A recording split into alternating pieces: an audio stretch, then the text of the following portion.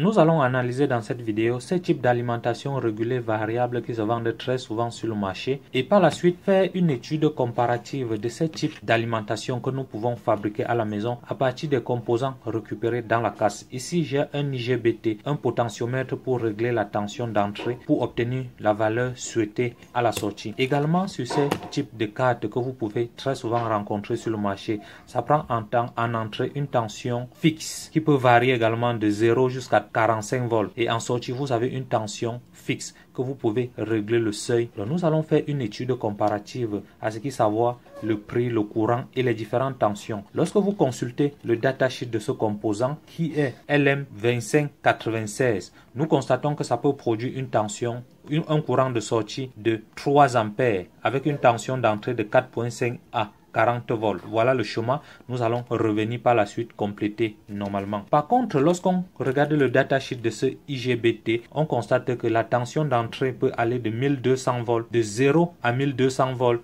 et produit un courant de 25 ampères. Et le nom de l'IGBT, c'est 25N120FR. Nous allons analyser étape par étape et voir comment toutes ces cartes fonctionnent. Tout d'abord, nous allons tester ce type de carte que vous connaissez très trivialement. Nous allons alimenter par un moteur et par la suite nous allons brancher le voltmètre là-dessus pour pouvoir accueillir la tension. Ici au laboratoire, j'ai une source de tension qui va de 0 à 35 volts. Donc je peux alimenter la carte. Il faut toujours respecter la polarité. D'accord. Voilà que la carte est normalement branchée. Mais étant donné que la valeur de la résistance de limitation du courant de cette carte est 1 kg, pour que la LED s'allume, il doit falloir que la tension soit conséquente. Donc je vais régler la tension. Vous voyez. Au fur et à mesure qu'on règle la tension, le moteur se met à tourner jusqu'à sa valeur maximale. Également, juste passer en entrée, vous voyez, on peut varier la tension.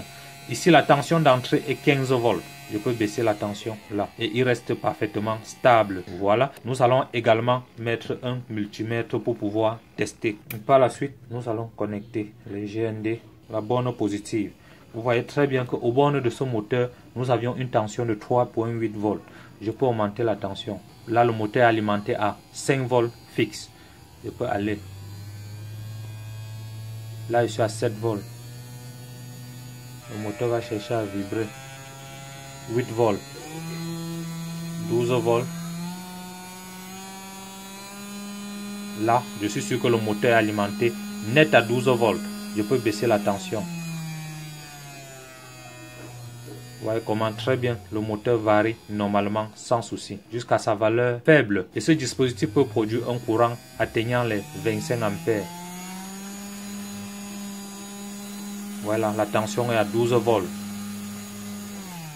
Et c'est la même chose pour cette autre carte que nous pouvons alimenter par la suite. Nous pouvons également alimenter cette carte toujours de la même façon, car celui-ci est une production industrielle. Par contre, ce montage, c'est ce que nous avions réalisé sur la chaîne. Et vous voyez comment c'est pratiquement stable. Voilà, la carte fonctionne également normalement. Pour l'instant, la tension aux bornes de ce moteur est de 5 volts. Car j'avais réglé cette tension pour pouvoir charger un téléphone. Voilà, vous voyez très bien que la tension aux bornes de ce moteur est de 5 volts.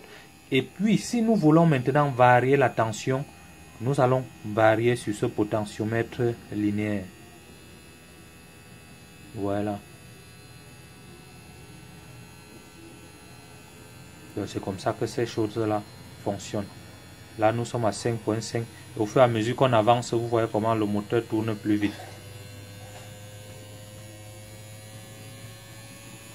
Donc, si vous voulez câbler ce genre de carte pour des essais de laboratoire, vous devez remplacer ce potentiomètre par un style de potentiomètre dont l'accès sera plus efficace.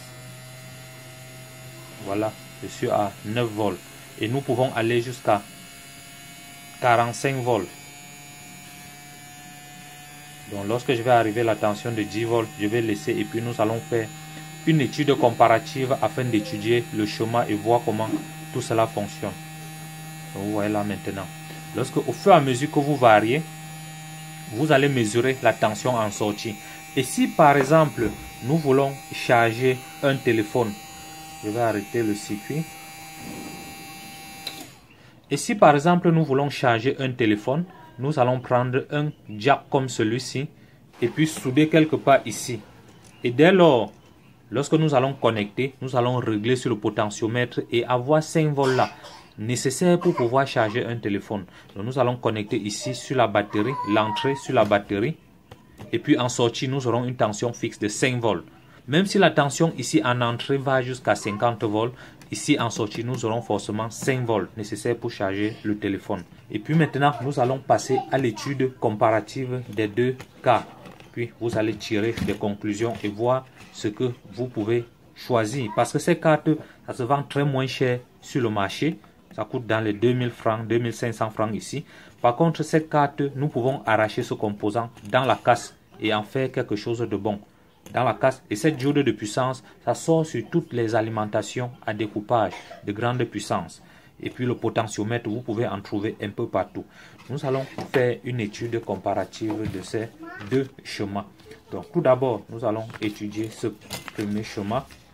Voilà comment il se présente. En entrée, nous avions la possibilité d'avoir une tension qui varie de 4.5 à 40 volts.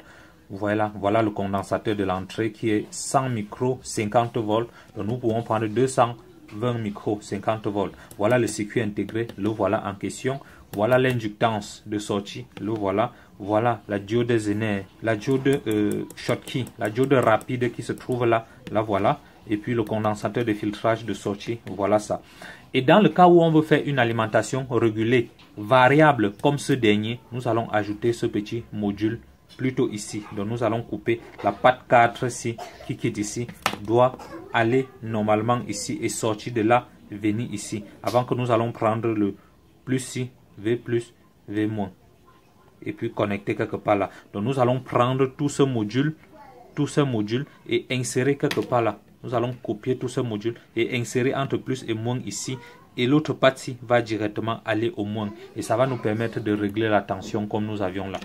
Et pour pouvoir améliorer le schéma, vous avez vu qu'au cours du fonctionnement, il y avait une petite lettre rouge là-bas qui signalait. Nous allons mettre une visualisation en mettant une résistance de limitation du courant suivie par une lettre. Il faut toujours mettre une résistance de limitation du courant. Et lorsque vous calculez cette valeur, nous trouvons une valeur de 1 kΩ. Donc voilà comment le schéma de cette carte fonctionne. Ce type de carte au marché se vend très moins cher. Par contre, avec cette autre carte, nous avions toujours en entrée une tension qui peut aller de 0 à 1200 volts. Et en sortie, nous avions une tension régulée variable. Donc nous avons la possibilité de varier sur l'ajustable qui est ce dernier et puis avoir une tension fixe ici en sortie. Tout comme vous avez vu en démonstration, nous avions fait pour tester le moteur. Et puis nous avions cette diode de 10 ampères qui est là, qui sort également dans la casse. Et vous voyez très bien que nous avions dans la casse des composants électroniques que vous n'utilisez pas. Si vous prenez n'importe quelle carte de puissance, vous allez en trouver. Donc je vais fouiller un peu dans ma casse pour voir cette transistor de puissance. Donc voilà une casse. Ces transistors de puissance sont cachés là. Les voilà.